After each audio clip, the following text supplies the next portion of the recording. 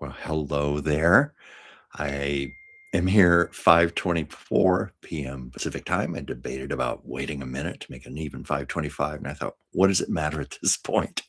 It has been a day, a crazy day. Perhaps in speaking to the rest of you, it'll be interesting to see what kind of days you've been having because, there's a lot of collective energy happening. I had a lovely, lovely time talking with my friend Joyce Petrus, who will probably be joining on here later. She is a gifted astrologer. Dr. Whimsy Anderson and I have had her on our show that we do together on Tuesdays and Thursdays.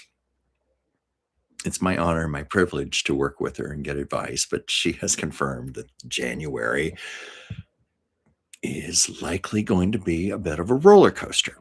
And sometimes that's good, it's bad, it's in between, it's lots of ups and downs and turns, and sometimes you're hanging upside down. But we shall survive. But anybody who's been keeping up with just national and international news stories can verify this, but also just how it's reflecting in our personal lives. And because I'm so intuitive, I'm insensitive. My dear friend Anastasia is as well. Dr. Whimsy, others, we can feel the collective consciousness of what's going on amongst millions of people. And usually when there's a lot of distress, we're all feeling that. We're all feeling the anxiety. And today has been a day of technical glitches. Without going into someone else's personal business, let's just say the reason I'm 25 minutes late today is because I've been assisting to put out some fires, not just for one person, but for several. A lot of things are going on right now, and I'm just trying to be as supportive as I possibly can and helpful, and also stand back and observe. And it's another dear intuitive friend of mine who has taught me that sometimes we have to sit back and just be impartial. That's hard to do. Some of us have to train ourselves, but to sit back and just observe, like an emotion we're in, a feeling, fear, anxiety, whatever, to just step apart almost in third person and just look at it and don't judge it. Don't accept it. Don't judge it. Just say, okay, it just is what it is. I'm going to watch it and I'm going to pay attention to how it makes me feel and how I act accordingly. And that's actually been the theme of my month thus far. Here we are, January 12th. And I had to remind myself of that fact when I was coming on here today. Any of you who have ever done a YouTube live show knows you have to type in your title and your date and your information, all that stuff. I effed up and it wouldn't let me go back, so I had to start all over again. That's another reason why I'm a little late. I possibly could have gotten on here at 5:15, but it just didn't happen. It's been that kind of a day. In fact, I'm even looking at my phone right now. Some text messages are coming in, and of course my time is with all of you right now, but I'm still, those of us who work from home, often our iPads and our phones and computers become our portable offices. And I'm finding as of late, even when I'm out just like going to the grocery store, putting gas in my car, ding, ding, ding, messages are coming in, situations to be addressed, shall we say, fires to be put out. But it's all good. It's all good. If you'll pardon me, I'm just literally checking something very, very quickly here. Yeah. But anyway, hello, Ward. Hello, Andy. Hello, Heidi. Heidi, please check your Gmails because I sent you a picture of the artwork. I don't wanna give all your personal business here, but I did send you a picture. Hadn't heard from you yet, but I figured you just hadn't looked at your emails, and that's okay. I've been crazy, crazy busy myself, and this is just the theme for so many people. But dear, dear friend of mine, her computer died today, and her computer is a very, very important part of her professional life, and well, it's never good when our computers go out now, is it? Under any circumstances. Oh, yeah, Heidi, you said you're gonna take a look. Oh, you have over 70,000 emails. Oh, believe me, I I get like that too. I need to do a big digital declutter. I've got way too many emails and things myself. That's what believe me, I figured that's what it was. I was not worried or offended. I just figured, "Hey, maybe you'll pop on today and I can tell you." I was gonna send you another message. Let's see, Ward, same here. I'm having to consider that one day I will likely go through the same thing in the future and admit I'm dreading it. Yeah. And let me see, we got Renee here. Hi, thank you for joining. Yeah, thank you. Last week was a very felt like a particularly special show, and I'm just so appreciative of all of you. um, you're loyal to me. You stick it through. And even when I'm coming on here 20 minutes, 25 minutes late, you still join me. So thank you.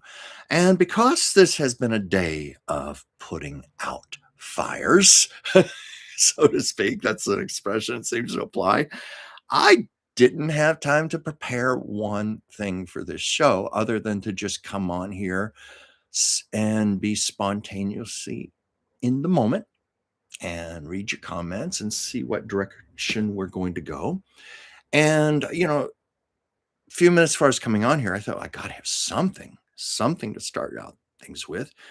And I was thinking, the person who really taught me to be spontaneous and to go on live like this was, of course, the wonderful writer Shakti Gawain, who became a friend of mine. And I've told the stories of how I followed her for at least 25 years before I finally got to meet her and come to her home.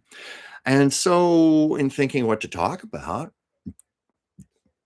we never have problems coming up with things to talk about, but just I always like to have a little card, a little ace card in the hole or something. I reached for my bookshelf and grabbed my copy of Creative Visualization, of course, Shakti's most famous work. And the ink is smudged, but she autographed it to me. In fact, she autographed all of my books when I came to visit her in Tiburon, just across San Francisco, the San Francisco Bay. I brought a whole stack of books, every book I had, and she signed every one to me.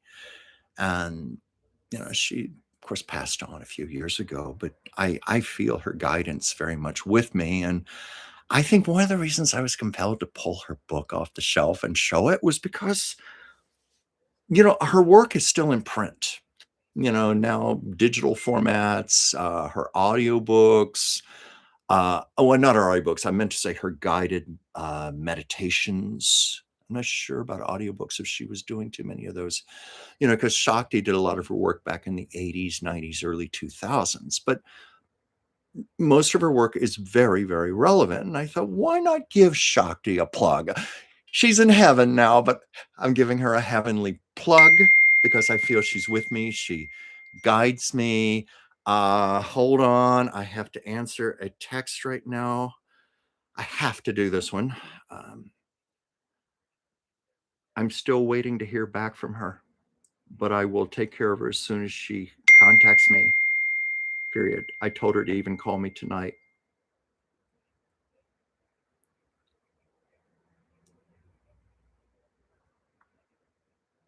Okay, sorry about that. See what I mean? I'm still working.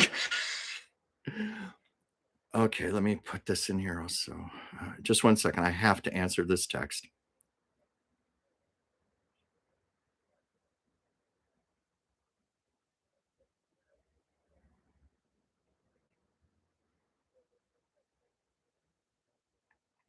I'm sorry about this. If I could.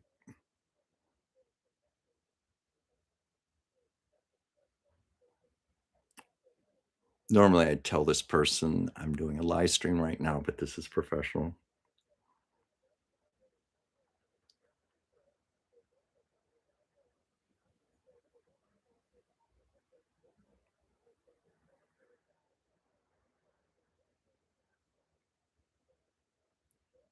Okay. Sorry about that. I realize that's a cardinal sin when you're doing these shows to have dead airspace. And I think you know me well enough to know I'm normally very careful about that. But that was a professional text. I had to answer. Work goes on. Okay. Let me look at some comments here. I've never done that before. Oh my God. Yeah. Okay. Okay. Let me get to my comments here and let me get back on track very, very fast here. Thank you all for your patience. Okay. Let him go down. Well, award saying, well, I had an unexpected day at work. Let's say that an option I wasn't anticipating may come to be until all ducks in the row. I'll leave it at that. Well, Ward, I wish you so well.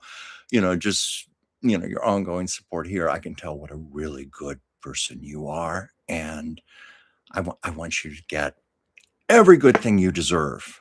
So get those ducks quacking in a row. Oh, Leah, so glad you caught me live. I'm sorry you had to catch me live where I was in the middle of still doing my work, answering text messages. But I work from home as an assistant, and that comes with the territory.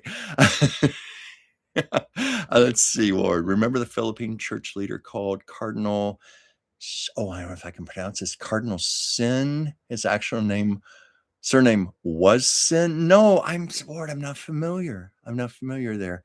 Let me see if I can scroll through these comments here. Okay, no, that is all the comments. Uh, you're very welcome, Ward.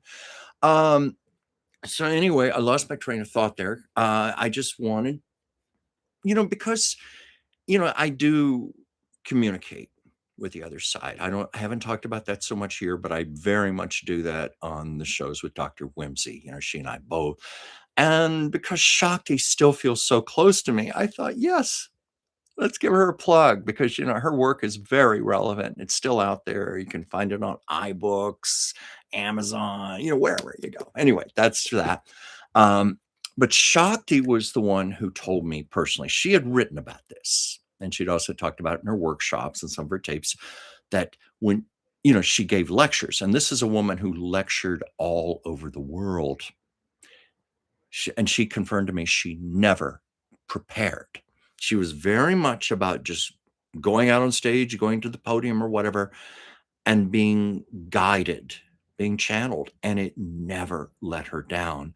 So I've come to trust that a lot more here. As those of you who have been with me regularly and have watched previous week's shows know many times I've said, I'm not prepared. I'm just going to go on and wing this and see where it goes. Sometimes I do have, like my little notebook here, and I have been known to write like a few ideas down, just to prompt myself. Like if, say, there is that dreaded moment where I'm the deer in the headlights, I blank out. I can look down at my notepad and go, oh, there's a topic I can talk about. And, this is where I'm very lucky. I have my great friend Bart Andrews, who wrote the I Love Lucy book, he and I were very, very close. I worked with him when he was a literary agent. I helped him read manuscripts. He and I worked together on a proposed sequel to the I Love Lucy book together. But he and I bonded over all of the Hollywood trivia we had in our heads, all of the old television trivia in our heads, I Love Lucy trivia. As he used to joke, Chuck, you and I have head fulls of worthless information, but we love it anyway, and we make it worthwhile. And we did. And I feel I still do, even though I haven't made so many videos for this channel for a while. I certainly have a catalog, an archive. I think last I looked, it was over 700 videos, just stories of old Hollywood. I Love Lucy, and I will get back into it. I keep promising that, but it's just life has been taking me in so many different directions, and it's certainly not laziness. I assure you, I work hard, but it's just there comes times where you have to you have to give priorities to things. And because I do have a lot of pre-existing videos I haven't made anymore, it's also just a lot of work to do those, to be honest. Not that I don't love doing them, but back in the day, I think at one point I was putting in 8 to 10 hours a day making videos, and I just don't have that now. If I go back, it might have to be one video every few days or something, but I'll get back into it. But at least I have strived to keep this live show going on Mondays. So it at least keeps my channel alive. It keeps, it's at least some information to put on here. And I look at it as like a placeholder until I can get more ambitious with the channel again. And also, I feel like it's even redefining where, like with last week's show, even now, it's getting away from some of the Hollywood stories and maybe into a little more spirituality. But I promise you, I will never desert the old Hollywood stories because that is too much of a passion for me. And I love sharing that information. I love how people respond. And I love right now how people are saying hello to each other. It's like a little party when we get together. And Andy, I hope you're doing well. I hope the words I shared with you last week, what other people shared with you, shows you that you have a lot of love around you right now and a lot of support and a lot of empathy. I certainly can't speak for every person here, but speaking for myself, I have lost both my mother and my father. Um, it's one of those things when we live long enough, it seems to be that inevitability. And I was sharing with you last week how my mother's spirit is very, very much still with me. And I certainly don't want to rehash all that stuff I already talked about, but I just mentioned, just to reiterate, I mentioned how the day after my mother passed, there was no question she was in the room with me. Just no question. It's because, as I said, it's like when you have your back turned in a room, but you can feel the person's energy in the room and you know that energy and you know them. That's the best way I think I can describe it. And I could feel my mother laughing and laughing. And again, I knew my mother's laughter. So the point I was trying to make was Whimsy, yes. I was answering your text here live on the show. I hope that's okay to say that. But it has been a busy day today. And Whimsy, I'm still working for you to get everything fixed. Okay, I'm trying not to tell personal stuff here, but it has just been a crazy day for everyone. Lots of fires to put out, but it's going to be okay. We're going to survive this. But I was just saying that my mother was trying to say to me that, hey, this is a great place. I'm happy. I'm happy. She was saying to me, don't be sad for me. I'm out of that body. And this place is wonderful. I'm going to love it here. That was kind of the message I was getting. And I've spoken with other people who've said the same thing to me. So I just want that to be something that's comforting. I hope that's comforting for you, Andy. Let's see. Joyce is here. And Joyce and Joyce, I hope you don't mind me telling people this. So you and I had a fabulous conversation earlier today, and you helped to, well, reassure me on some things because things are speeding up in my life right now. And we knew this. And Whimsy, you even told me this. In fact, Whimsy, you helped me so much when you said, I hope it's okay to say this because we talked about this live on the air. This is like a make or break year for me. And I have to be focused, organized, and really roll up my sleeves and do the work. Well, I got a Capricorn moon.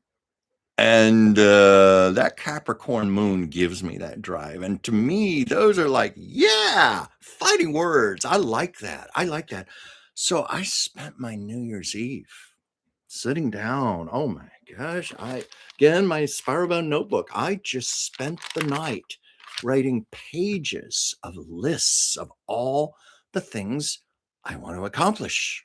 And I mean, even little things, big things, little things. I mean, I'm talking about stuff like organize those kitchen drawers I keep putting off, redo the bookshelf, stuff like that. But also, like, yeah, work on my YouTube channel, work on making more videos, work on more of what I'm doing alongside my dear, dear Dr. Whimsy Anderson, what we're doing together. We're in such a purpose right now. Um, this is an exciting year thus far for me. I can say that January 12th, so far I have adhered mostly to my lists. I say mostly because I also get overambitious, and I've tried to be very self-aware of when I'm burning myself out, when I'm going too far, because I have a tendency to do that. I get overly ambitious. That's also an ADHD trait, as my dear friend Pam has told me, that we typically get over ambitious, and then we're all burned out and we're all exhausted and everything.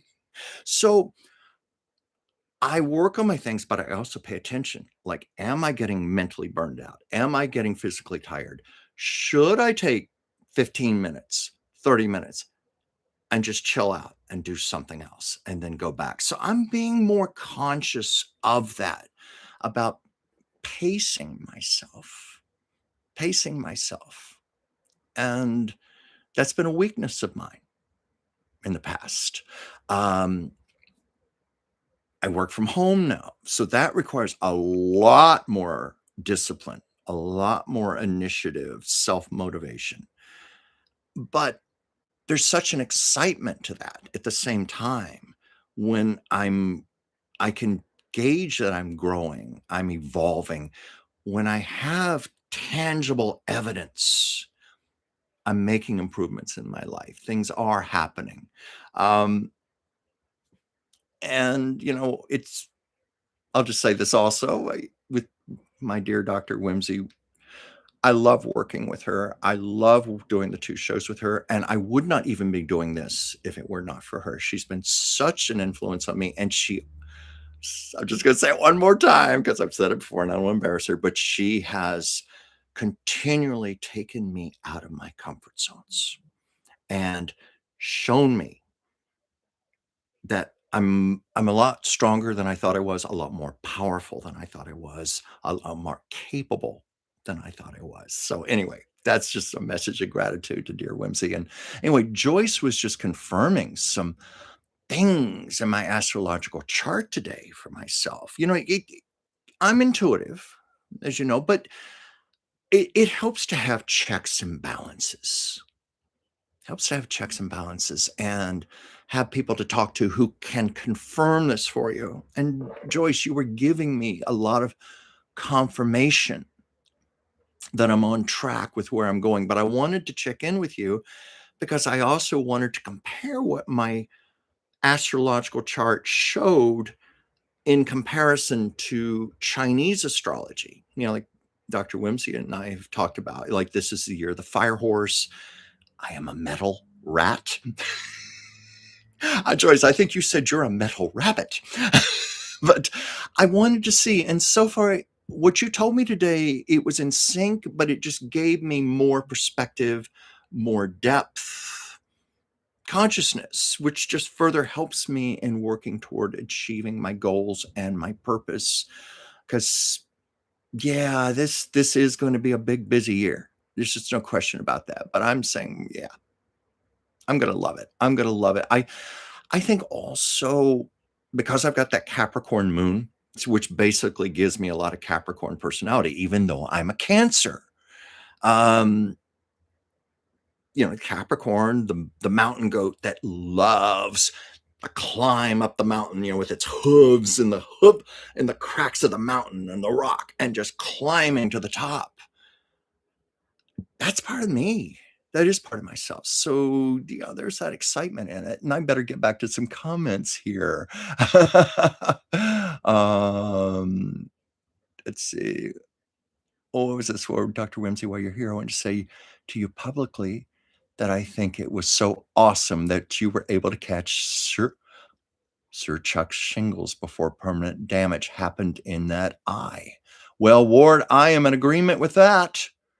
I am in total agreement, and I've told I don't want to embarrass Whimsy, but yeah, I credit her with saving my sight in that eye because I mistakenly thought I had an eye infection, and I just thought, well, I'll go to the doctor tomorrow or something or the next day, and she was like, "No, you leave work right now, and you head straight to the emergency room now."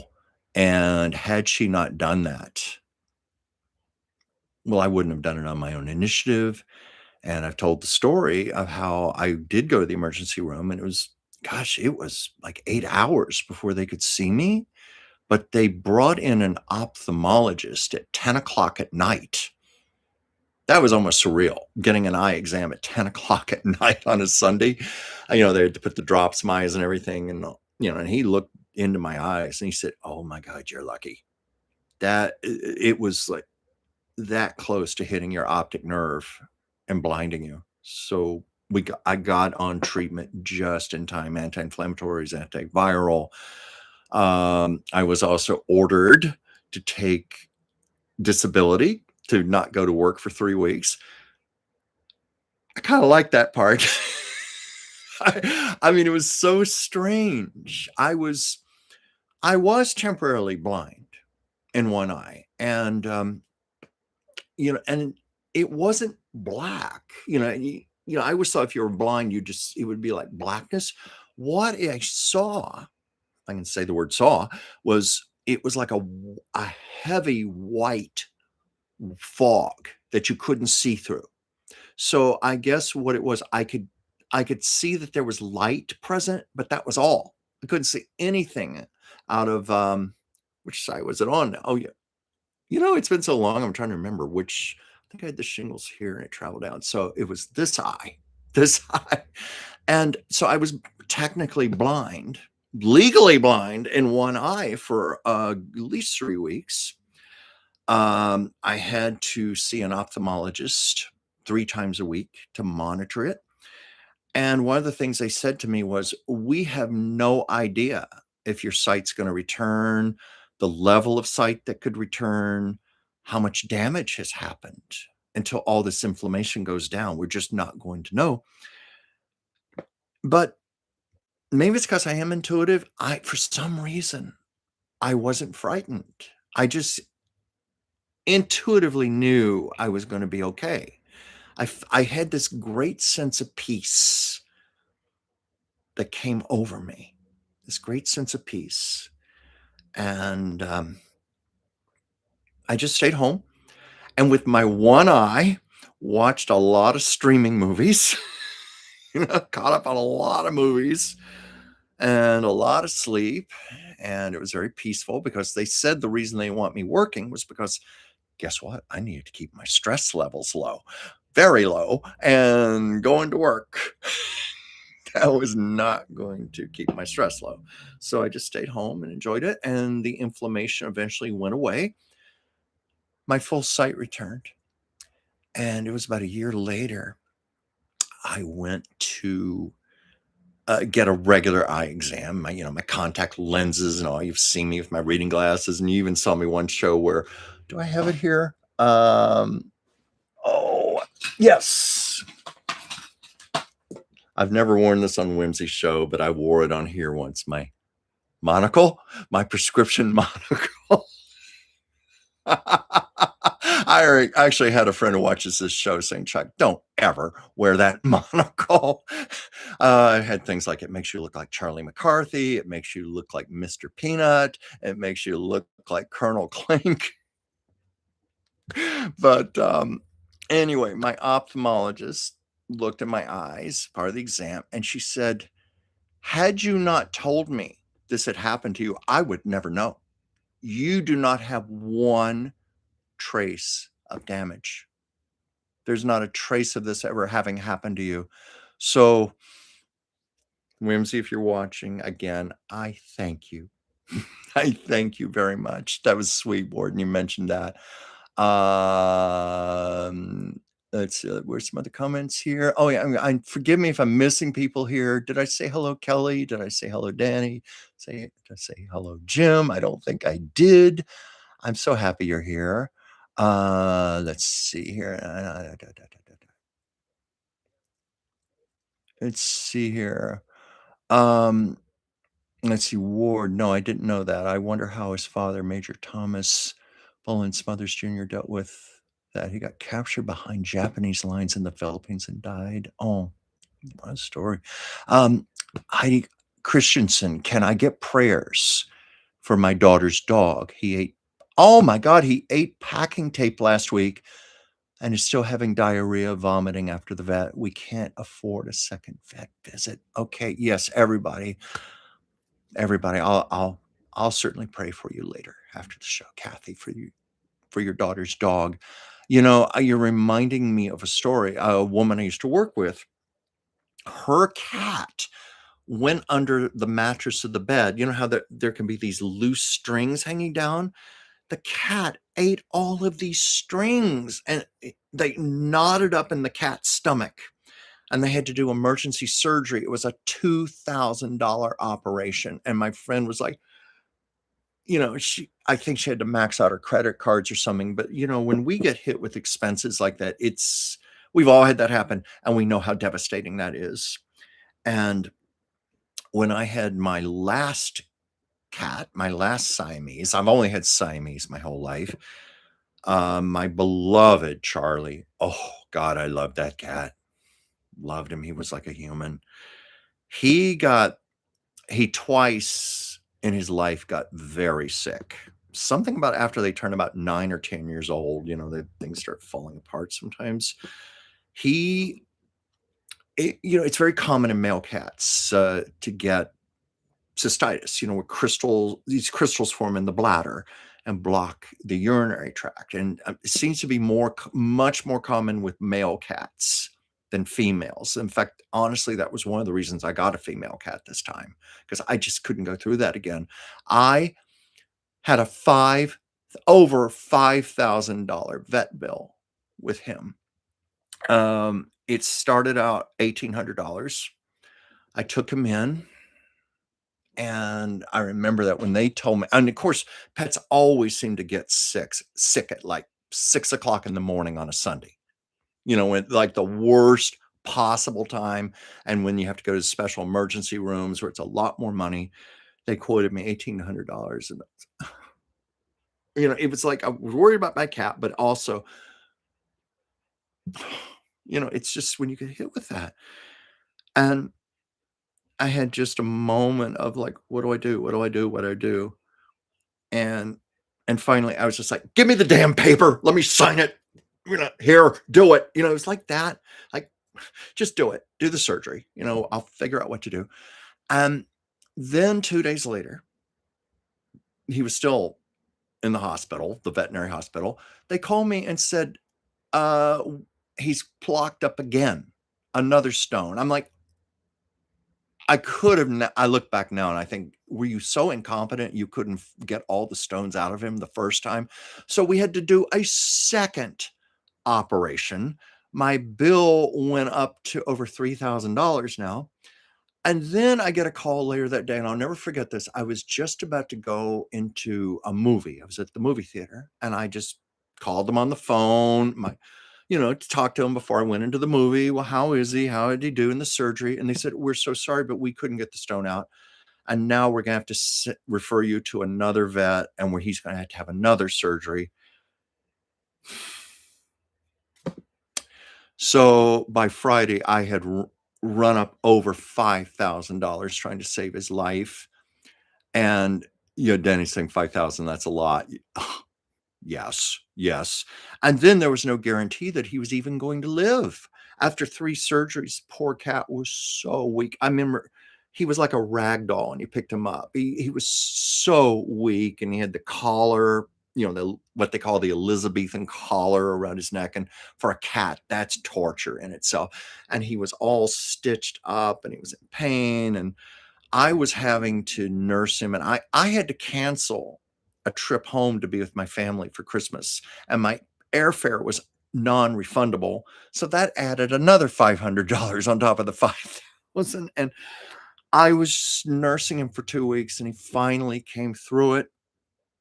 And until the end of his life, he died at 14. He had cancer, and I've told this story enough times, but I tried to save him again, and that was a big vet bill. So anyway, to get back to Heidi, I'm really, really sorry about the surgery and everything. I hope everything works out, um, and your daughter's dog will be okay. Um, it's I've just my heart goes out to anyone who has to go through this. Like my friend whose cat went under the bed and ate all these threads and filled its stomach up with all these knotted up threads and had to have emergency surgery. Pet insurance, I highly recommend it. I have it now because I'm not in a position where I can afford, literally and figuratively, I am not in a position where I can afford to have vet bills like that again. And yes, it is costly, but at least I know if something happens to Sasha, other than my deductible, I can take her in and get her treated, and hopefully won't have to go through that nightmare again. Let me check some comments here. But yes, Heidi, we will pray. We will pray for you, of course. Let's see. And you're saying, hey, Chuck, with the monocle, Mr. Peanut. Yes, Mr. Peanut. This is just a novelty thing, but you can wear it around your neck, and it's really great. Like when you go to a restaurant or something, you're in a pinch, you don't have reading glasses with you can just put that up real quick, and it's even kind of a great conversation starter. And of course, there's that other trick where we take our phone and the camera and we just use the zoom. We do what we have to do. Let's see. When my mom told me, this is from Andy. My mom told me when I was a kid, when we had 2 black schnauzers, and the male named Sam, and after mom had made a batch of biscuits, he got into them when mom had set them in the chair, and they were still, it cut off at still, but I think I get the picture here. I know those stories. I used to have this Cocker Spaniel. Loved her dearly. Last dog I've ever had to this date. And mostly the reason I haven't had dogs since is because dogs are a lot of work. They're a lot of responsibility. Getting up at 6:30 in the morning to take them out in the rain to pee and things like that. And cats are just a lot easier. Cats, you don't have to arrange your schedule around a cat. If you need to go away for the day, the cats can be fine. The cats they're very loving animals, but they're very independent. And dogs, it's like having a perpetual 3-year-old child. Excuse me 1 second here. I take a sip there. But I've heard stories. I've had that happen to me. My Cocker Spaniel and apparently this is a little genetic flaw that Cocker Spaniels share. The little part of their brain that tells them their stomach is full ain't there. This Cocker Spaniel would eat anything in sight. And I mean anything. You would take her for a walk. It was like walking a vacuum cleaner on the sidewalk. Just like she would suck it up and eat it and then ask questions later. So I was always having to keep her like, no, stop that. There was like cigarette butts, gum wrappers, things like that. She would just go for anything. And I knew early on, I had my dinner. I had a plate of food, lovely dinner. If I remember correctly, it was like some roast beef and some potatoes on there and some vegetables. I went to answer the phone, came back to an empty plate. She had just inhaled everything on the plate. I can laugh about it now. I wasn't too happy with her at the time. And I was always having to watch her weight, as you can imagine. So the poor dog, she was always on a diet, always. And I'd pour her food in the bowl, and she'd look up at me. Is that all? Is that all you're giving me? You're gonna starve me, you know? You know, the way they look at you with those eyes and all, and I'd feel so sorry for her, but I'd say, "No, this is for your highest good. You're getting a little tubby, and this is for your health," and she wasn't happy. Oh, but I miss her to this day. I loved her so much. Let me go through the comments here. And sure enough, my comments jumped on me here. As you know, this seems to be a problem here. Wait, Kelly Jackson, my dog Scorpio ate colored pencils. Oh, I got a story for you there in a second. My dog, oh, did I say Scorpio? I meant to say, here we go. Let me read this properly. My dog Snoopy. You know, when I was 8 years old, we had a dog named Snoopy too. My dog Snoopy ate colored pencils. He had royal blue poo for 2 days. Royal blue poo. That's kind of cute. Royal blue poo for 2 days. She also had epilepsy and is on 4 medications for it. I'm so sorry. She was diagnosed when she was 2, and it's 8 this month. Oh, I'm so sorry about that. Sorry, please know, I was just laughing at the first part of the comment, and then I got to the next part, so please, I didn't mean to anyway make fun of that. That's so sad, but I know you love Snoopy. There comes a point where our pets become like our children. They are our family.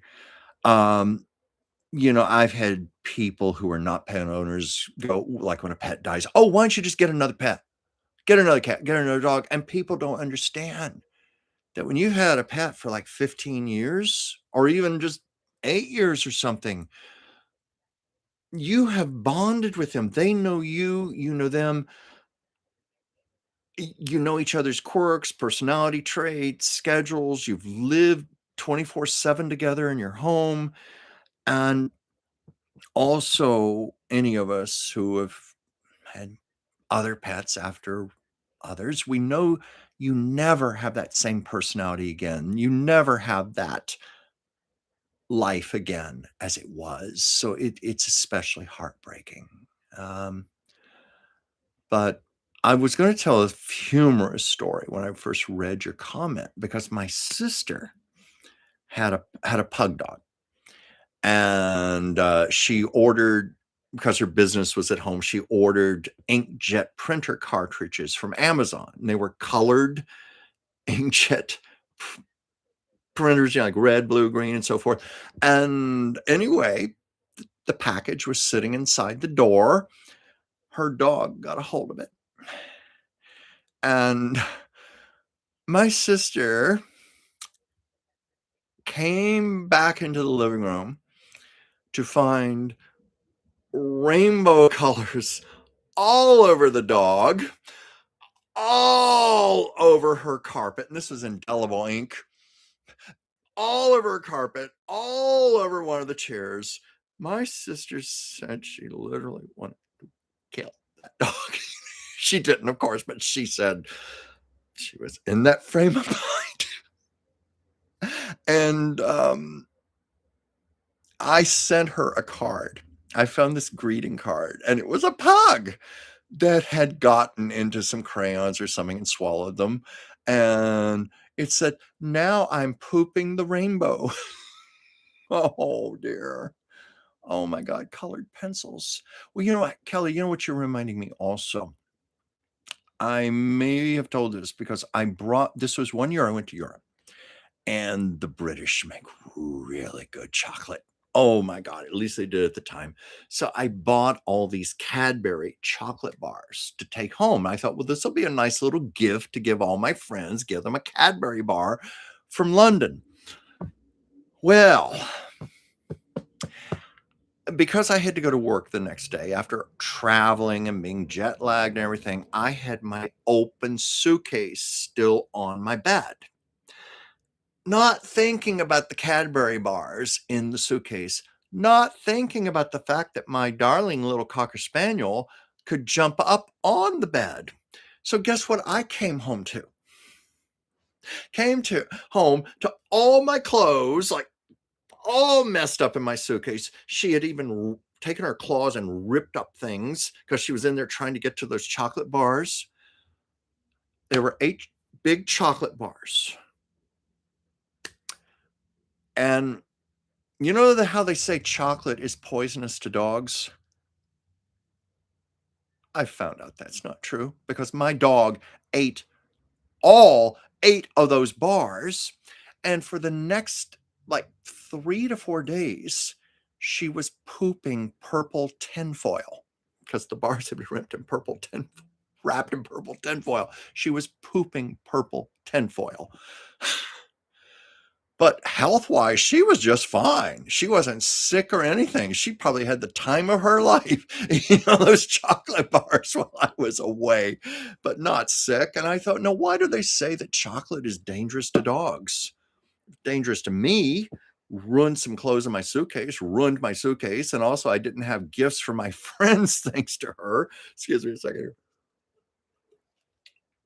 So that's my little story there with that. And of course, my sister's experience with the inkjet cartridges, but but my heart always goes out to our dogs and cats. And we love them. We love them dearly. And Sasha is off in the other room right now doing her own thing. Sometimes she's very gregarious and she's very much, "I'm the star. I'm going to come out and be on camera," as you have seen many times. And other times she goes off in hiding. So right now, that's one of those moods. She's in her Greta Garbo, "I want to be alone" phase right now. Let's see if I can find some other comments here.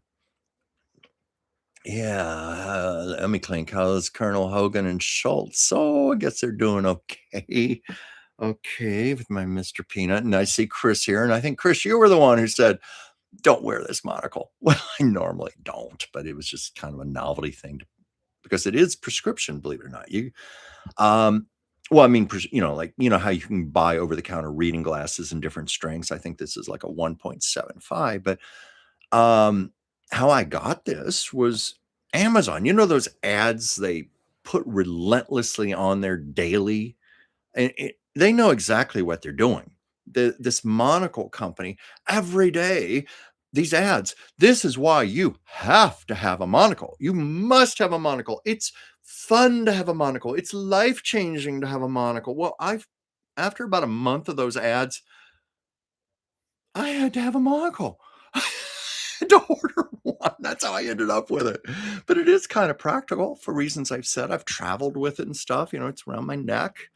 I kind of like this better than, this is not a derogatory comment because I'm old myself, but as kids, we used to call them old lady librarians with the chain around their neck with their bifocals, the old lady chains. And I'm saying that because I'm old too. So I think this is a little cooler to wear.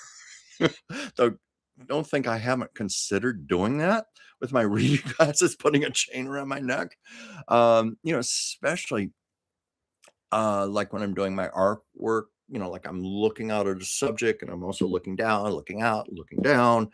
Sometimes I have had to just go back and forth with the glasses. All these adjustments we make when we get mature. But Chris, I'm happy to have you here, my friend. Very happy to have you here. Let's see. I saw a comment there. The biscuits are still rising. My thing jumped here. Let me go back here a bit. Okay, the biscuits were still rising. Oh my God! And that's when so your dog just ate the biscuit dough. My Cocker Spaniel would have done that. As I said, there was not a thing she wouldn't eat. Her motto was taste first. Gonna ask questions later. Uh, yeah, Kelly, laughing out loud. Chuck, your pup had a gourmet meal. Oh my goodness. I was away at work that day, so I wasn't there to witness it. But I can just envision that dog like rolling her back on the bed, like, wee, wee, shove another chocolate bar down my throat. And on a more poignant note, when she was dying, she died of cancer, lymphoma, and, and we had, like, 2 really good months before she really got sick, so I set out to make those the best 2 months of her life, and all the things I had denied her, I just let her eat anything she wanted. I mean, I was doing things like getting her McDonald's cheeseburgers, I was giving her ice cream, cookies. That dog was in heaven.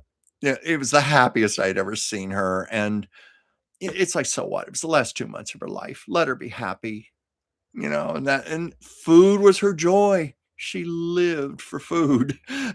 Oh, let's see. Let's see. Ward, by the way, one St. Patrick's Day, I put green food dye, and oh, I know where this story is going. I put green food dye in every single course of food that day.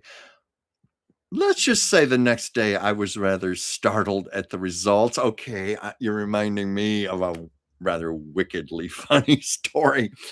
My mother made Christmas cookies when I was a kid, and made boxes to give all of our friends as gifts.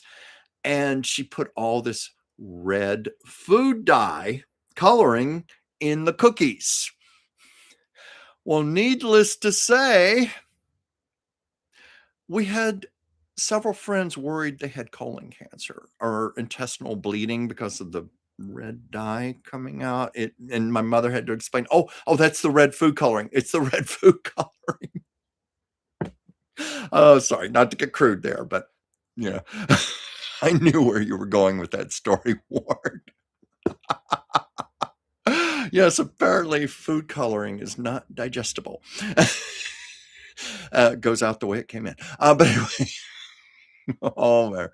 Oh, yeah, Kelly, Snoopy's family, no doubt about it. Yeah, yeah, and there's nothing we wouldn't do for our family, people and animal. You know, I'm I always mean that. Anybody, I always say to anyone, whether you be an animal or a person in my life, if I love you, you're my family, and I'm always here for you, and vice versa. And speaking of which, Anastasia wanted me to tell you all she won't be doing a live stream tonight. She was planning it initially, but as I said at the start of the show, a lot of us are having crazy, wild days. She's one of those people. I'm not invading her privacy and saying that. She'd be the first to admit it, but she said she just can't do a live stream tonight. So she wanted me to announce that. So this was the place to do it, but she's very grateful to all of you when you do join her. And someday soon, I'm going to get her here on the couch, and we're going to do another show together. We haven't done one in quite a while, and we get crazy. We love to do the Oscar show together, the red carpet, because we like to channel Joan Rivers. And let me tell you, Joan Rivers still has a lot to say about the red carpet and the couture, or whatever you want to call it. So we just get very, very ribald when we comment on the clothes. And I know there was one year I had some comments from people saying that she and I had gone a little too far and we were a little too vulgar and gross. And so we've had to dial it back.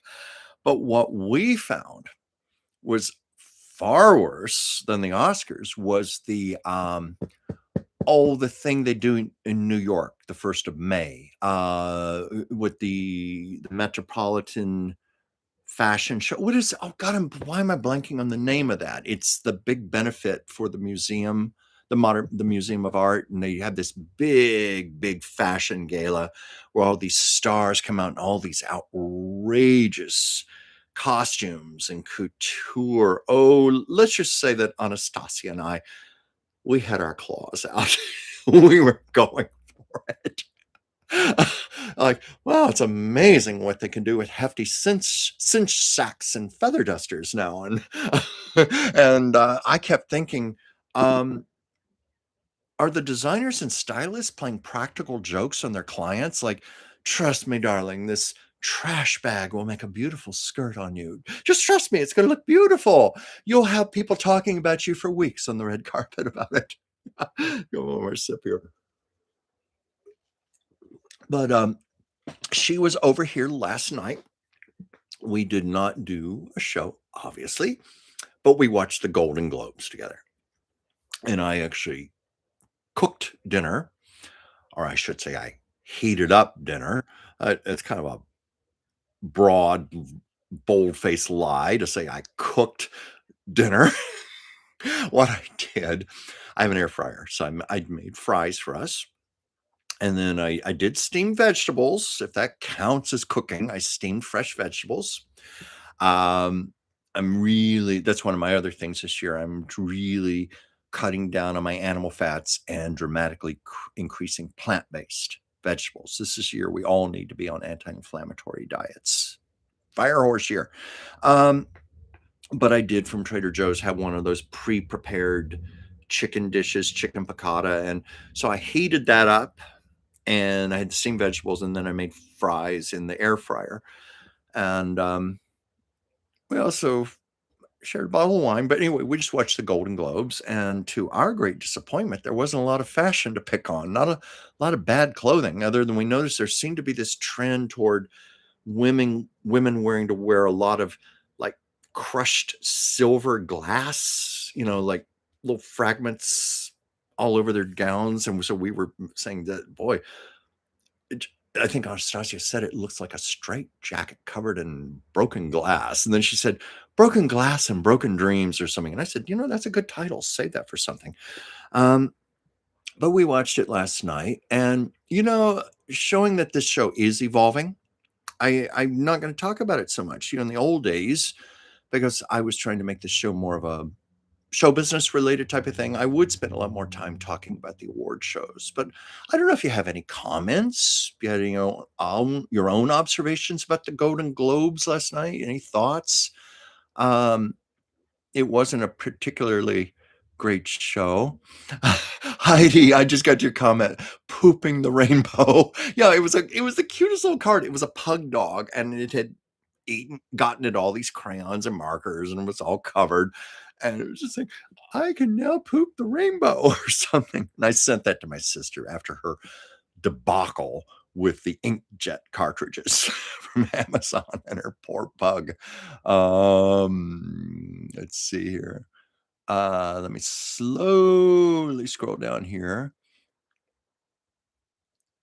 Andy, I thought you said you're just going to be pooping chocolate beans. No, those digested just fine. It was just purple tinfoil that her digestive system did not have the enzymes and means to break down. Oh yeah, Cal, you can just imagine her doing that. Yep. You can tell I'm behind on my comments here. I'm sorry, catching up. What was this word? Interestingly enough, several times I've gone through customs and there were beagles who were sniffing my suitcases and always would hone in on the chocolate souvenirs. Interesting. They must have a sensitivity to that. Although, as I said with my Cocker Spaniel, it didn't matter what it was, as long as it was edible. She didn't care, but I'm sure she enjoyed those chocolate bars. She better did. She better have. And as I recall, she also put on a lot of weight, and I had to put her on yet another restrictive diet. And so she was miserable for weeks afterwards because of that, not because of the chocolate bars. I didn't see any evidence of her being sick. None. And I read over and over that chocolate is poisonous to dogs. Guess she was impervious to it. I don't know. Let's see here. Let me try to go back just a bit here. Let's see.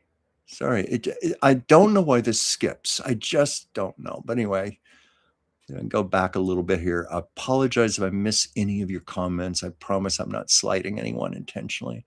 That's the last thing I want to do.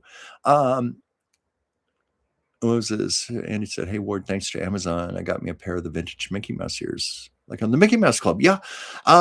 Amazon, you can literally get just about anything on there. just about anything.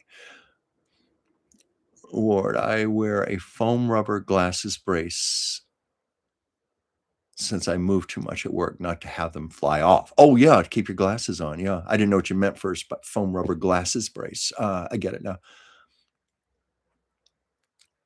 Yeah.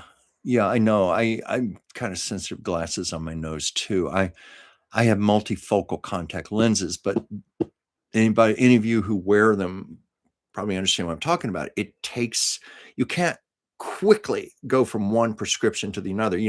I've got 3 prescriptions in here. I've got a distance, a mid-range, and up close. And so sometimes I'm looking here and I didn't go right to the comments. It's hard to refocus my eyes. And when I'm doing the show with Whimsy, I found I said, "Oh hell, I've just got to put on my reading glasses." Like when um, like when I call out names, like Whimsy likes to acknowledge the names as I do. And I've always even said it's like holding up the mirror on Romper Room. Oh, I see Becky, I see Joey, but I have to have my glasses.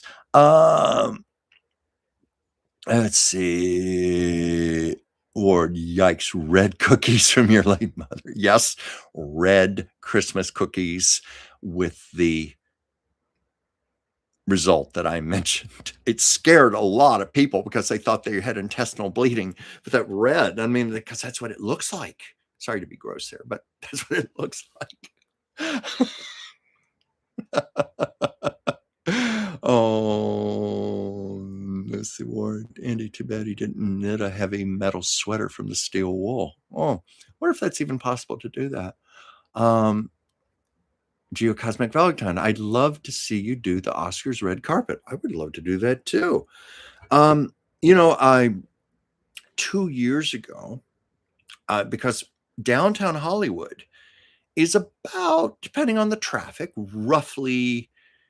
Oh, if traffic is really cooperative, downtown Hollywood is 10 minutes away from me, but usually it's at least 15 or more if the traffic's bad. But I live close to downtown Hollywood and the Dolby Theater where the Oscars are held. So I did a lot of live. Well, when I say live, they were pre-recorded. I taped them on my phone, but I did a lot of segments in front of the Dolby Theater. And I thought it would be fun to show the people who don't live here and other parts of the country that what it looks like during the week when they've got the jackhammers going and they've got the chain metal fences up and they're literally taking a huge red carpet that's all in plastic and they're having to roll it out and clean it and steam it and everything. I mean, you could see everything. And so I tried to record things with that in the background while I told old Hollywood stories because I was standing on the Hollywood Walk of Fame with all the stars. And so it was a great way to, well, here's a story about this person, that person. Because, I've got, like I said, first of the show, I have a lot of worthless information. I had all these old Hollywood stories. Um, I have this knack where you can put a camera in front of me and I don't need a script. I don't need preparation. I can just tell a Hollywood story. I have hundreds and hundreds of Hollywood stories in my head that I can tell. So it's great when I can go into downtown Hollywood and actually go to the location and just say, well, here and here, such and such happened and on. So I was showing stories about the Walk of Fame and the stars and past Oscar stories. And it was fun, but it was also an enormous amount of work. I posted I think I posted 144 videos in the month of, was it April or March that year? It was around that time, March or April. I'm sorry, I'm blanking out. It was when the Oscars were taking place 2 years ago.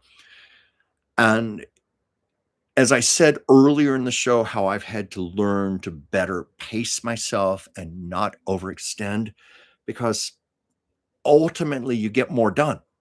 You get much more done when you do pace yourself. You become conscious. Okay, I'm getting tired here. I need 15 minutes. I need a break. I need a 30-minute break. I need to just have a cup of coffee or something or whatever. I wasn't doing that. And I was just maniacal shooting video after video after video after video. And then it's not just shooting the videos. Then you've got to go home. And any of you who do YouTube, you've got to load those videos and you've got to type captions and everything. It's a lot of work. hence why I haven't been doing videos for a while. But yes, being a red carpet commentator would be a lot of fun. I'd love to do something like that, and, thank you for saying that, and Anastasia and I told the story how we were gonna be real cute about this a year or 2 ago with the Oscars and the red carpet pre-show. I have a big screen TV, so I had that behind us, 2 chairs set up. We were gonna sit with the television screen behind us. I did not know that YouTube blocks out things like that. I guess because of copyright or something. Because when I looked at it on the screen, I could see Anastasia and myself in our chairs, the television was black. There was no picture. YouTube had blocked it out. So we had to quickly rearrange all of our lights and our seating and everything, and we had to change it to where we were sitting at, like, saying, "Okay, we're watching this on TV," and of course, we were banking on the fact that most of you out there were watching it live also along with us, so you could see what we were talking about, but that's how we had to do it that year, and probably how we'd have to do it in the future. Um Ooh. No, no, no, I just realized something. I just had a thought. Anastasia and I could go down in front of the Dolby Theater and do it for real, live, but I just realized something. You can't get anywhere near that theater on Oscar day. They have streets closed off, and the traffic is a nightmare, and there's security. They wouldn't let us anywhere near there. I just realized that. Do you ever do that? Sometimes you're in mid-thought and you're like, "Oh, no, wait, that wouldn't work," but you've already started saying it. No. But wouldn't that be a cute idea if we did go there? I could put on a little semi-tuxedo, she could put on a gown, and we could have our mics and look like we're all professional and real and everything, even though we're just crashing the party. Maybe we could do the pre. You know what? I might suggest that to her. In the days before the Oscars when they're just setting everything up, maybe we could co-host something if the police don't come and make a stop. They're very strict about security around there, and they have to be strict about security. Believe me, I respect that because, let's face it, it's a terrorist dream. When you've got all those A-list people there, and you've also got this event that's covered across the globe. It's one of the big international events of the world, the Academy Awards. And sometimes these snipers, these bombers, they frankly want attention. So I fully respect the very tight security, and I'm glad they have tight security there. It shouldn't be any other way. Well, I mean, I say it shouldn't be any other way. Ideally, it shouldn't have to happen in the first place, but this is the world that we live in right now. So we have to take our precautions. Um, let's see. But anyway, awards are congratulating Andy on his mouse ears. I'm glad you got them. Oh, Kelly, thank you. The Met Gala. This is what you call a senior moment. I'm talking about my head full of all this information, how I can pull it up and not have a script, and yet blanked out on that. The Met Gala. And I think it was a couple years ago, we really came up with some material because their theme was natural, like nature or something. So there are all these people coming dressed up like trees and shrubs and bushes, and they had seeds on them and stuff. Oh, we made some really inappropriate comments. That's one of the problems when Anastasia and I get together. We make inappropriate comments. We can't help ourselves. It's just us being us. But I'm going to try to go up here with the comments. Yes, Heidi. Yes, their fashions can be somewhat odd sometimes. I'm glad you agree. Oh, what was this award? Sounds like that Three Stooges short where they inherited a fashion line after having previously been carpenters. I don't think I've seen that, but I can imagine how funny that would be. Kelly, hey, if you turned on appliances in the kitchen, you cooked. Why, thank you. So when I make toast in the morning, I'm cooking. Yeah, I'm good at making toast. I'm good at microwaving. I'm good at reheating.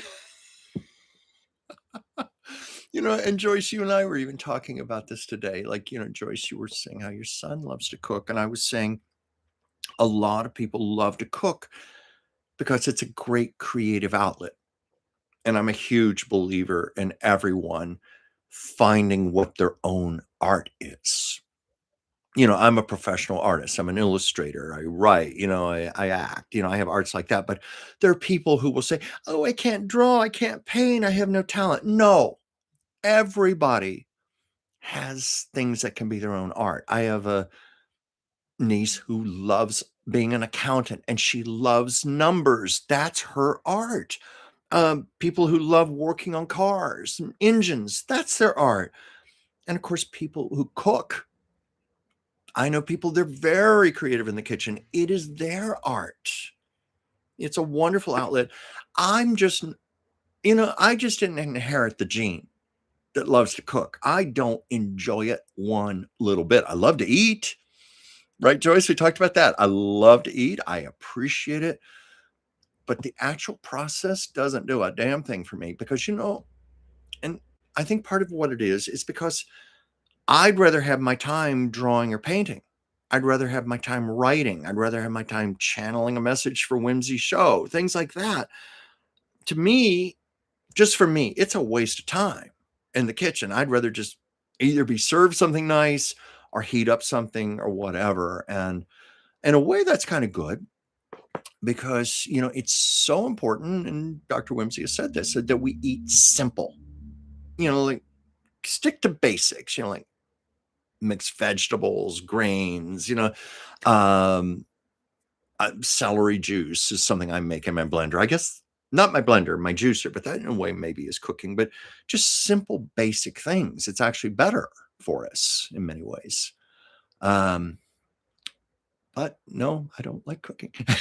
And there are times, there are a handful of times where it's like a novelty and it's like, yeah, I wish I did like to cook. I wish I did, but I don't. And I don't think that's ever going to change. But Kelly, thank you for the comment. Let's see.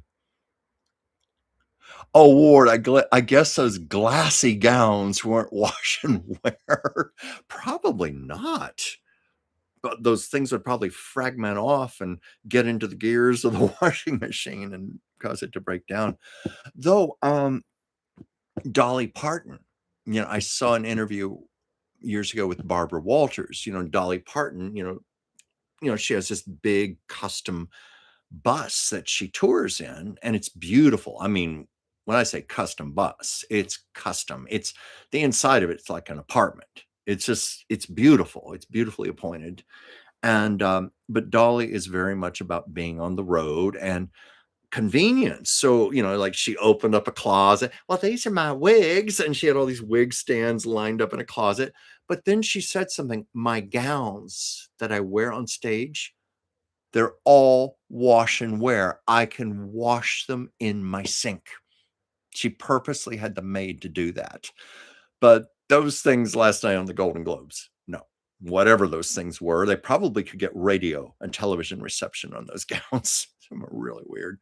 I don't know if any of you had any comments about the show last night, because Anastasia and I, because we were sitting here talking and eating, we ended up watching it twice because they replay it right after the live broadcast. So we just had it. We really took that show in last night, because it was just on in the background. Heidi Christensen, but it was broadcast on network television. You didn't need to have cable to see it. I don't know if you can get rabbit ear reception, antenna reception, because I know a lot of that depends on location. I live in Los Angeles, so I get excellent television reception with just a little indoor antenna. And I haven't had cable television in years. What I have are just handful of streaming things, like Netflix, Hulu, but I have an indoor antenna and I get a gorgeous picture, beautiful picture and sound with that. And it was on CBS last night. And of course, if you have streaming, it was also on Paramount Plus. Of course, it was on Paramount Plus. That all the networks now plug their streaming channels now. Like, you can't watch an ABC show now without watch tomorrow on Hulu and Disney Plus. No. Let's see. Cosmic Power Time. I missed the Golden Globes. I need to catch up on it though. Oh yeah, you can watch on YouTube, social media. They play those clips to death on there. Actually, one of the best parts, I don't think they even did a replay last night. They had a pre-awards show 3 nights earlier where they honored Helen Mirren and Sarah Jessica Parker. Helen Mirren was given the Cecil B. DeMille Lifetime Achievement Award, and Sarah Jessica Parker, they have a new category for comedic actors called the Carol Burnett Award. And of course, Carol was the very first recipient of the Carol Burnett Award. And I love Carol Burnett with all my heart and my soul. I've met her several times. She's a beautiful, beautiful soul. But it was fun watching the very heartfelt speeches from Sarah Jessica Parker and from Helen Mirren. I've met Helen. Helen's a nice lady. Such a great actress. Such a great actress. What's this here? This jumped up on me again. Let me find my place. I need to find a way to mark this. Okay, let me go back. It went way off. I wish I could figure out why this is, and I don't even know who to ask to get technical help here. I was already on the phone as part of my job today, getting technical assistance for something work related. And you can't get a human being. You get a chat bot. And I think in my frustration, I finally got a human being who was typing on the other end, but it was like, I do not understand what you're asking me. I'm trying to keep calm and not go, you look here, you effing moron. You know how many times I have to explain this? I'm here typing this in and all. But finally, I got the answers I needed, kind of, sort of. But let's see here. Let me go back here. Yeah. Okay, the glassy gowns. I recognize that. So that's a marker. That's the Golden Globes. Joyce, I could tell my Dalmatian and Rumball story. Oh, do, Joyce, do. I kind of guess here. Did your Dalmatian get intoxicated by chance? You heard me tell that story about my Cocker Spaniel. I turned my head and what happened to my dinner? She literally sucked it off my plate. They're very cunning. They know what they're doing. But do tell us your Dalmatian and Rumball story if you feel so inclined. And,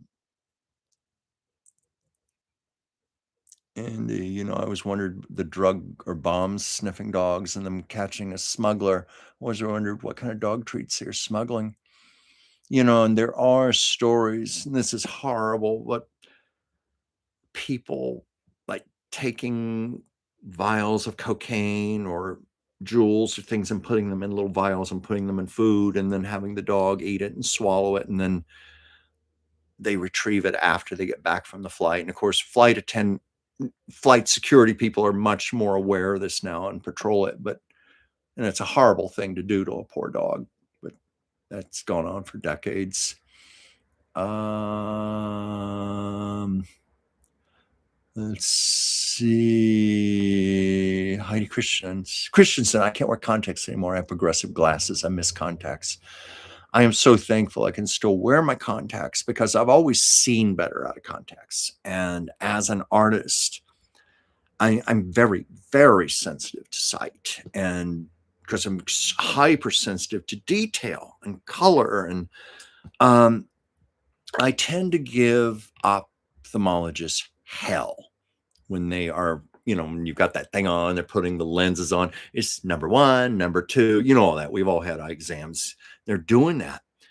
And, I am so fussy. And I'm always like, no, it needs to be sharper. It needs to be sharper. It needs to be sharper. No, I need to be better. And they're like, we're doing the best we can for you. No, you got to improve on it. It's got to be better.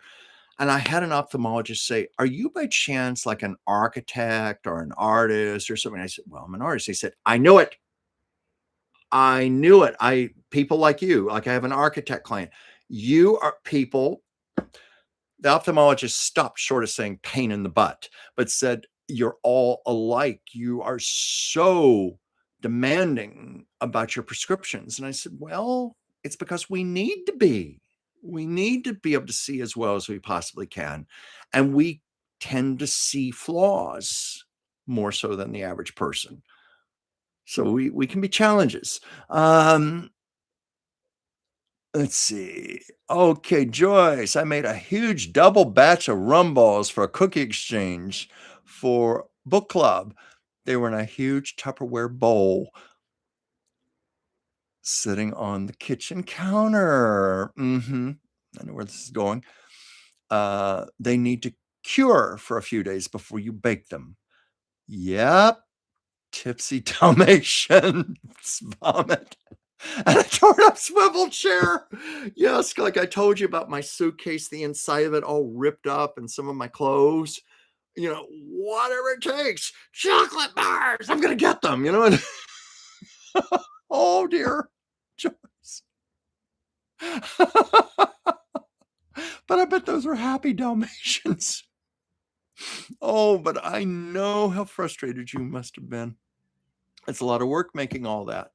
And for me, it was like those were my gifts to give people. And my dog ate all my gifts I was going to give. I was looking forward to going to work. Here, have a Cadbury bar from London. Compliments of me. I hardly hand them torn up paper that had been chewed up by a dog. Oh, but she was such a sweet dog. I loved her. Yeah, Joyce, what a mess. Oh, dear. I'm only laughing out of familiarity because I've gone through it. Many of us have. Um, this is one of the things you accept when you get a pet. It comes with the territory. Let's see, I'm looking through comments here. I see comments about Glenn Close. Of course, played Cruella de Vil very well, by the way. Oh, I still loved how she got her comeuppance at the end of each movie. Ooh, oh, not good when she fell in all the mud and then the skunk sprayed her and all that. And I remember Glenn Close told a story. Here's how I can work in a little Hollywood story. It's a little story. When she was filming that scene where she had to fall into all the mud and everything, she ruined one of the takes. Okay, I'm put it politely. She passed gas very loudly while the cameras were running and it ruined the take. So they had to get her all cleaned up again. It was like an hour, get her out of all the mud and the costume and the wig and everything. They had to make her up again, new wig, new costume, just so she could fall in the mud again on camera and get it right the second time because she ruined the first take because she passed gas too loudly.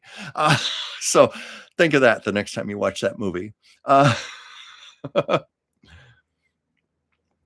was this? Cosmic Valentine. They do the same thing in New York City when the Tony Awards are happening in early June. They have to block off the streets to whatever venue the Tonys broadcast from. Yeah, it's the same thing.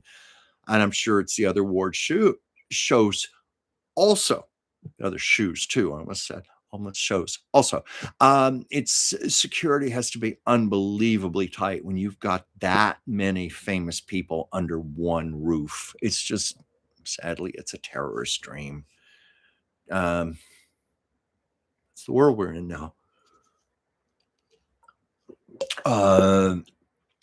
Let's see here. What else do we have? Ward, it doesn't seem that long ago when senior moments meant things to look forward to in the last year of high school. That's a good one. That's a good one. You're right. These are different senior moments. I was having this talk with my sister. I said, just comes around too fast. It's like you blink your eyes and you're there. And it's like, I think how karma comes around, it's like if we ever dared mock an older person when we were younger, well, now it's payback time. Um, but I'm thinking my friend Evelyn Keyes, who was the big movie actress in the 1940s. I always said my friend, the movie star. I loved Evelyn, loved her with all my heart and soul. And she used to tell me the best stories. But I remember something she said to me because she was a great beauty in her day. Great, great beauty. But as Marilyn Monroe sang in that song, we all lose our charms in the end. Hence why diamonds are so good. A square cut, pear shaped. They don't lose their shape. Diamonds are a girl's best friend. But anyway, we all lose our charms in the end. Anyway, she had been away from Hollywood for a number of years and she was now in her 50s. And she went to the Beverly Hills Hotel by the pool. And she was sitting outside and she was looking at all these beautiful young women in their little bikinis and their flowing hair. And they're just so young and gorgeous and sexy and owning it. And Evelyn sat there with her drink in her hand and just looked above her sunglasses and thought to herself, it's going to happen to you too. It's going to happen to you too. Anyway, what else do we have here? And Kelly saying leaves and seeds. It sounds like the Rose Parade and almost looked like the Rose Parade, the Met Gala a couple of years ago. It almost literally did. Only I think the floats were a little better dressed and accessorized. I've seen those floats. Living in Los Angeles. No, not at the actual parade. The actual parade is a nightmare to attend because of the crowds and the traffic. I understand traffic can be blocked up for hours just trying to get into Pasadena.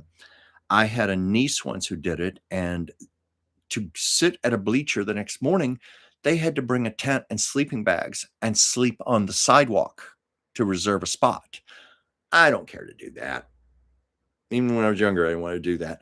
But the great thing about Pasadena and the Rose Bowl Parade, for about 2 days, because those floats have a short shelf life before they all start wilting and deteriorating.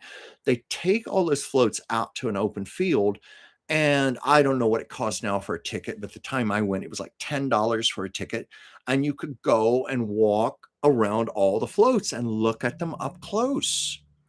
And I was always glad I did that. It's something I will probably never do again in my lifetime, but we all have those things where, okay, I'm glad I did that once, and once was enough, but it was still fun. The floats were a little smaller in person than they look on television. They look much more grandiose on television, um, but it's still intriguing. And the amount of creativity and ingenuity to make those, everything has to be from natural things like seeds, roots, tree bark, flowers, and it has to be assembled. It takes a team of people to assemble those things because you don't have a lot of time before all the flowers start wilting. And I think each flower bud has like a little plastic thing with water in it attached to the stem, tucked inside the float, and that's part of how they keep it fresh. But it was interesting to see. I know the year I went was because they did it wasn't an I Love Lucy float, but it was a float dedicated to 1950s television. And the front of the float, they had Lucy and Ethel on the chocolate factory. They had even animated the little chocolate conveyor belt going by, and their arms were moving and their heads were going back and forth, but they used gray tone flowers, different shades of gray to make it look black and white like television. So, of course, I had to be out there to see the Lucy and Ethel float. It was great. And this was the era before cell phone cameras.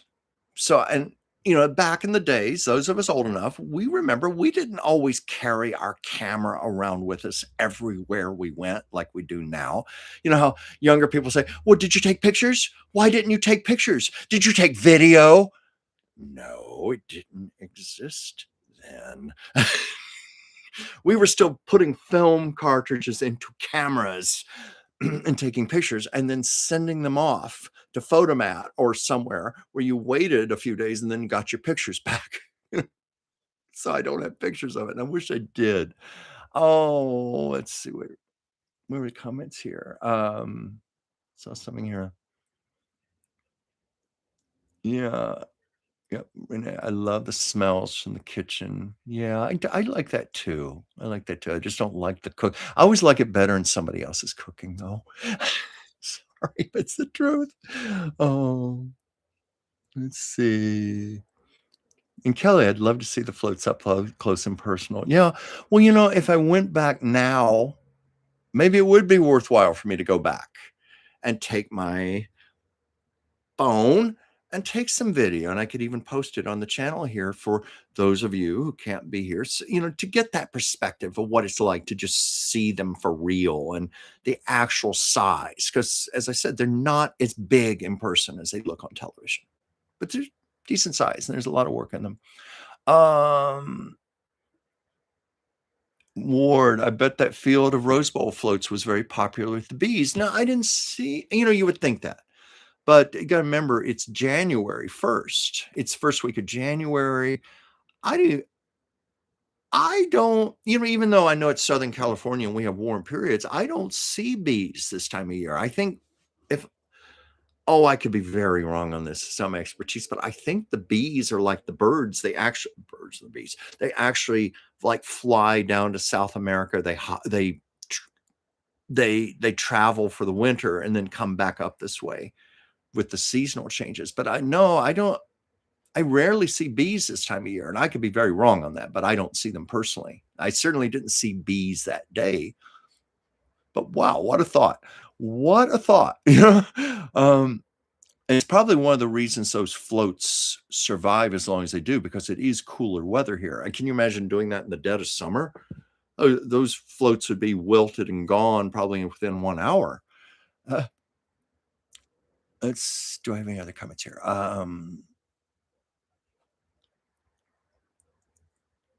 Oh, Gandhi, you were just saying, yeah, I don't mind missing some people's messages because the chat stream skips. So I'm figuring out why that happens. But I think I'm at the bottom of it here. And I don't think I've missed too many comments. Oh, wait. Oh, I see something up here. I think I did. I think I did skip over some things. Oh, I'm seeing it now. I skipped over some messages. So let me go back here. Oh yeah. The warrior saying the story about how you remember being in the supermarket with your mother as a child, and a friend came up to her and said, "Can you believe it's already 1975?" Well, I remember when my mother had her 50th birthday, and there was this older woman talking to her and said, "Oh, I remember when I was 50, and I used to think that was so old, and look where I am now." And of course, I was a little boy at the time, and now I'm like, I remember that conversation, and I'm like, 50 is going for me too. You know? Uh, let's see other comments here. Okay, I mean, pardon me if I'm missing. I'm trying my best here to retrieve some things. What was this? Oh, yeah. Okay, well, it could have been worse. You could have gotten a chat bot that couldn't speak any Indo-European languages. Well, we've all gone through that one. Like with we're on the phone going, representative, trying to get a human being. And then you do get a human being. And I'm not saying this to be racist or anything, I swear, but you get somebody who's from India or some other part of the world, and the accent is so thick. Sometimes it's just hard to understand. And believe me, I'm not saying that to be derogatory in any way, but it is. Sometimes you get people, you cannot understand what they're saying. I've had to deal with that with Amazon when I've had a live person on the phone. And I really do my best to be polite, to be empathetic to their situation because it's hard work, and I'm sure they get a lot of nasty people on the phone. And I many years ago I did some phone work. I didn't like it, but I did it for a few days, and I would have people cussing me out on the phone and hanging up on me. And so I've never forgotten that, and I try to be mindful. But it is difficult when you just need to get some answers. You need some assistance, and you can't get it. And I was having a lot of trouble today trying to put out shall we say, put out a few fires. Um, okay, I didn't go too far off the mark here. I just missed a few comments here. Uh, oh yeah, Ward, I know that. That's the whole reason. It's much cheaper to have people. Um, other countries. It's cheap labor, and that's often what it's about. And maybe it's the point where the companies couldn't afford to have help for us any other way than that. But sometimes I find that hard to believe. But that's the story they're telling us. Oh, Kelly, it's time for you to leave. Well, you have a great night. You probably have already left, but appreciate you being here. Um, let's see, oh my gosh, I'm at 7 o'clock. It's almost time for me to go anyway, because, I do this show called Taco Tuesdays with Dr. Whimsy Anderson, and it's a lot of news stories, and a lot has been going on lately. A lot. You know what I mean. Those of you following the news. And so I need to spend the evening just reading. I like to read the New York Times. I like to listen to podcasts. I try to get up to speed so I can be better prepared for Tuesday, when we go on, because I try my best to do my homework. And when you watch me on Tuesday, I usually have my iPad sitting in front of me, and I used to write all my notes like this. And so you'd see me frantically thumbing through pages. And I finally got smart. Why don't I just type it on my iPad and I can scroll, and I try to like categories like number one, number two, number three, number four, and have a corresponding list numbers with the topics. So when we're on live, I can look down and find the topic that pertains to the conversation, whatever direction it goes, or whatever questions people are asking. But it's definitely a show where I have to be more on my toes, do my homework, be ready. But I love that also. I love that also. As horrible as the news is, I find I enjoy being informed. A lot of people say, I can't watch the news. It's too hard for me because it's depressing. It makes me feel horrible. And I respect that. But I don't want to be in the dark. I want to know what's going on. Even though there are sometimes I'm like, ooh, this is ghastly, some of the news and what's happening. But, you know, Whimsy and I both feel that things are getting better right now. It doesn't look like it right now, but we are getting indications things are going to be better. So please, folks, hold on to that hope.